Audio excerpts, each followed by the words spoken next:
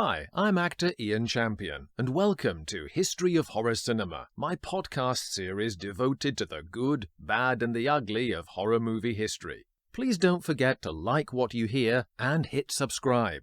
I have such sights to show you. Frankenstein, 1931. Part 2. The Making of the Film. The all-important role of Frankenstein's creation seemingly came by way of James Whale's life partner, producer David Lewis, who had admired Karloff's work as a vengeful convict in the criminal code on stage and screen. By the time he was considered for this life-changing part, Karloff was already making a living as a universal contract player, a veteran of 80 films varying in shades of ethnic villainy and the occasional good guy role of varying sizes. Whale met Karloff and was captivated immediately by his cadaverous visage. Karloff recalled him remarking, "Your face has startling possibilities."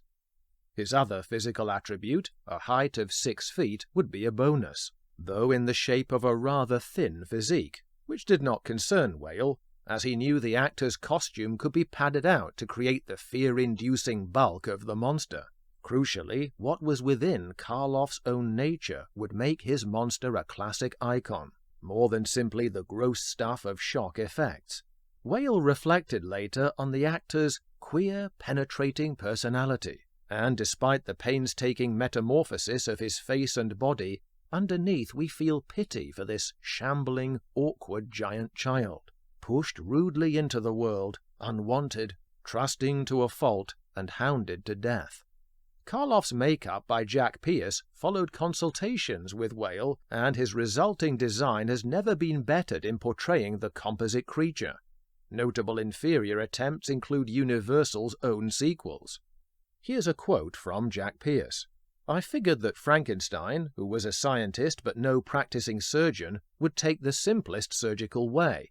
He would cut the top of the skull off straight across like a pot lid, hinge it, pop the brain in, and then clamp it on tight. That's the reason I decided to make the monster's head square and flat like a shoebox, and dig that big scar across his forehead with the metal clamps holding it together." Pierce initially stalled delivery of a screen test for 3 weeks so he could perfect his work. Once approved for shooting, every morning the actor would sit from 4 a.m. till 8 a.m. while Pierce began layering cotton and collodion solution onto his face to produce the operational scarring. Mortician's wax fashioned the eyelids under which Karloff's wounded, soulful eyes peer. Special molar fixtures were designed to reshape his jawline, and by sucking in his cheeks, cadaverousness was augmented by shading them. A blue-green grease paint gave off a corpse-like grayness to the skin on monochrome film, and the finishing touch was the positioning of those iconic bolts to the side of his neck as lightning electricity inlet points.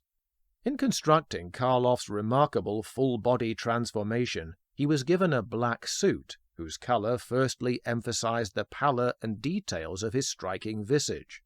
It was double-quilted to fill out the actor's slim frame, and featured shortened sleeves to make the arms appear overlong.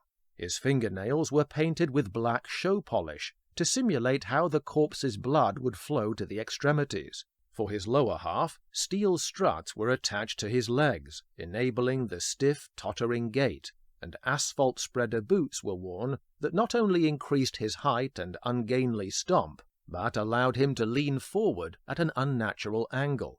It's easy for us to forget that Karloff's Frankenstein monster was once totally unknown to the public. The character has so saturated global pop culture since the 1930s. Whale clearly understood the shocking impact that he must have upon being revealed to audiences for the very first time. Artfully, the director staged Karloff's entrance as a tease for maximum effect. At his master's command, he enters the scene backward and then turns slowly into the light, so we can take time to savor his gloriously unsettling appearance. It is one of the greatest movie entrances of all time. In Karloff's lumbering movements, his silent, expressive eyes, and hands pleading for compassion, he is a little frightened boy trapped inside an enormous skyscraper for life. The other principal cast members featured 2 returning from Dracula, namely Dwight Fry as the hunchback assistant Fritz, the role later immortalized as Igor, and Edward Van Sloan, who played Professor Waldman, as well as giving an opening speech out of character that we will discuss shortly. Van Sloan was arguably something of a good luck talisman for Universal, as he appeared in the opening films of their first 3 horror franchises, Dracula, Frankenstein, and then The Mummy in 1932. Fry, despite his evident talent, had now become locked into typecasting as eccentric servant parts. By World War II, he was reduced to working night shifts for Lockheed Aircraft Company and died in 1943, possibly induced by the strain of supporting his family whilst trying to stay connected with the business in local theatre productions. By then, his death certificate listed his job title as tool designer. Fortunately, we have his legacy in Frankenstein's scenes between him and Clive. As master and servant, they are sublime examples of teamwork, both actors matching each other in intensity of shared demonic purpose. In the 1927 and 1930 theatre productions, the monster deserves that name by behaving as a violent brute, rather than the sensitive, poetic soul who is turned malevolent by society's awful treatment of him. The scientist's lack of responsibility for his creation also intensifies into physical cruelty. He uses a whip and hot irons to dominate the creature, even ordering him to lie down and roll over like a submissive dog. Cunningly in the film, this inhumane torturing is passed on to Fritz, thus placing the creator in a more sympathetic light, and amplifying the truly pathetic in Karloff's moving and heartfelt performance.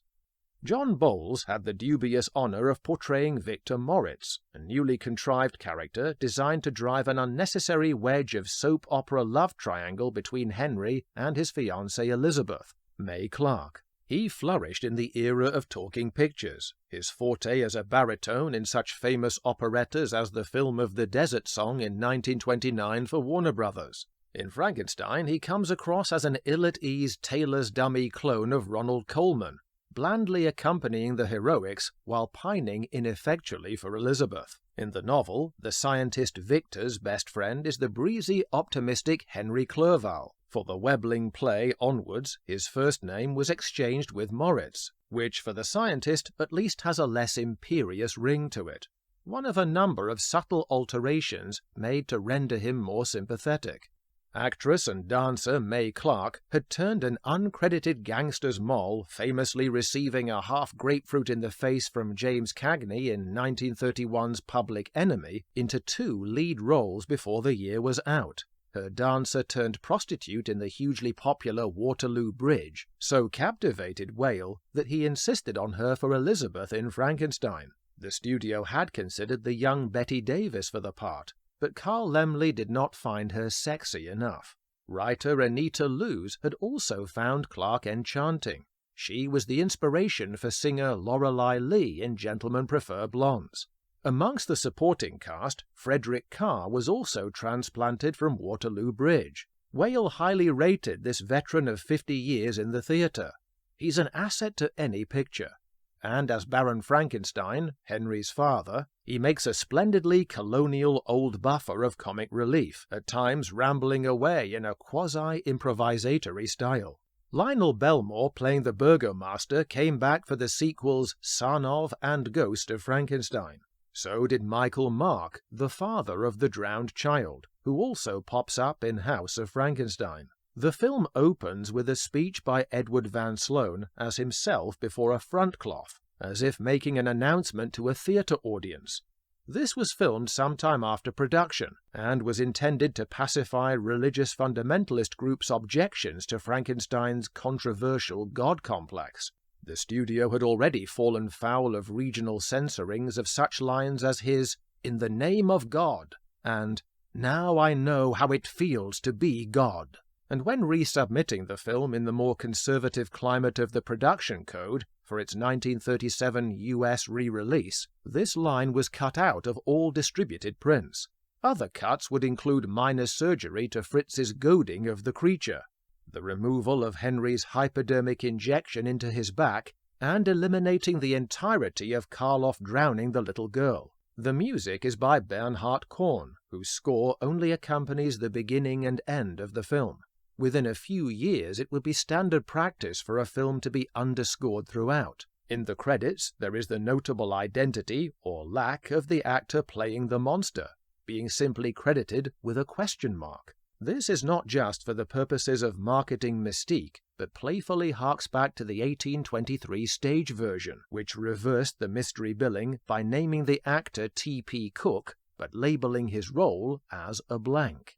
Kenneth Strickfaden's famously elaborate design for Frankenstein's laboratory equipment was the product of his lifelong fascination with gadgetry of all kinds. Beginning his career as an electrician, he amassed a huge quantity of parts collected from automobiles, aircraft, and other sources. The cornucopia he constructed for the lab looked dauntingly impressive and wonderfully incomprehensible.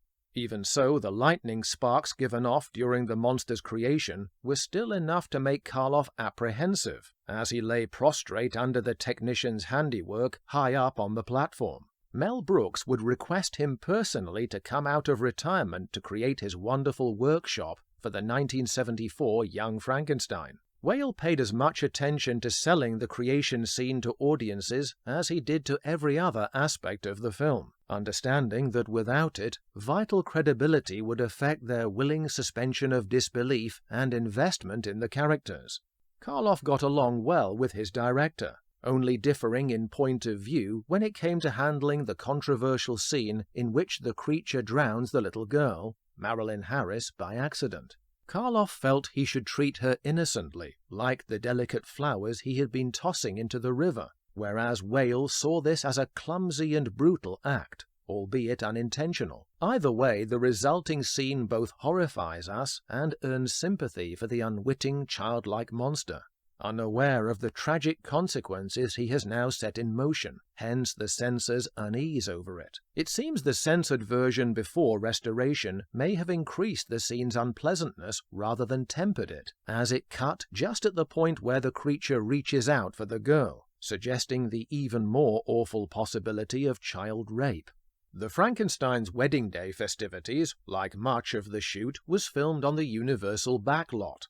The company kept a fully intact European marketplace set for many years until it was burned down. The staged scene was populated with genuine Austrian musicians and dancers, which unwittingly adds to some confusion over just what period and location we are supposed to be in. Characters have German-sounding names and often costumes befitting the time of Shelley's novel, and yet the principal actors sport English or modern American accents, and are sharply dressed from the same era as the filmmaking. This clash of styles is jarringly evident during the manhunt for the creature. Suddenly, Frankenstein's people leading the old-world villagers resemble time-warped 1930s Warner Brothers gangsters. Originally, the climactic fire consumes the windmill, creature, and Frankenstein together. However, the studio realized they had a budding, franchisable hit, so Whale and his scenario editor invented the survival epilogue that shows the Baron and his staff discussing his son's recovery while Henry has Elizabeth at his bedside in the background. Because of Carr's positioning and soft focus through the doorway, we cannot be sure if May Clark was in the scene. Another actor definitely doubled Clive, who'd already returned to Europe by now. While we're on the subject of reappearances, fans of Carr's welcome dash of relief will be pleased to see him again as he vanishes mysteriously during the wedding scenes. Let's not forget also that in the novel, Henry's fiancée herself does not survive. Elizabeth is strangled by the monster on their wedding night. The Peggy Webley play allowed Elizabeth to survive as well, but further complicated matters by having the creature fall in love with her. Any possibility of this muddying the murky waters is mercifully cancelled out when in that version he throws himself suicidally from a cliff top at the end. The film was budgeted at $262,000 for a 32-day shoot, finally coming in 5 days over schedule at a final cost of $292,000. To boost publicity for Frankenstein's release, the studio pulled out all the stops, using the kind of sideshow gimmicks producer William Castle would notoriously use in promoting his films in the 1950s. offering free nerve tonic in cinema foyers, as well as stationing nurses and ambulances on hand in case of overcome audience members. There was no need. Frankenstein was an enormous hit, and the box office from this and Dracula between them not only confidently began the horror movie genre that would make Universal world famous, they also rescued the studio from debts of $2.2 million accrued by 1930. Amidst the glowing reviews, Film Players Herald praised Karloff's affecting subtlety. If Universal's production of Frankenstein does nothing else, it establishes Boris Karloff as the one important candidate who has arisen for the mantle of Lon Chaney. Ultimately, Boris Karloff enjoyed a happy association with the creature that made him famous over the following decades. Despite a punishing schedule of 16-hour days due to the makeup application, about which Karloff had to officially complain to the Academy, he was eternally grateful for the sewn-together corpse who had revived them both to stardom. He said, "God bless the old boy. Without him, I'd have been nowhere." Though he was initially stifled by increasingly restrictive sequels, unlike Lugosi, he avoided the temptation of endless repetition of the part into self-parody. He refused to do more than 2 sequels in the role, re-teaming with Whale for Bride of Frankenstein, as well as The Old Dark House, increasing his range in other horror projects sufficiently to allow him to play the scientist in House of Frankenstein for Universal to no ill effect career-wise. Lugosi had done the same, but could not resist recycling his signature Dracula in many touring stage productions, while complaining of the limitations that prevented him from fulfilling the matinee idol status he'd enjoyed back in Hungary. Karloff seemed altogether more at peace with his lot as a horror actor type, and would go on to a long and lucrative career. After finishing Frankenstein, before leaving the genre, James Whale would direct 3 more successful horror pictures for Universal, including the wonderful The Invisible Man, and culminating in the Frankenstein sequel Bride of Frankenstein, that re-teamed him with Boris Karloff and Colin Clive. Thanks for listening, and if you like what you've just heard, don't forget to click so, and please hit subscribe. If you build it, they will come.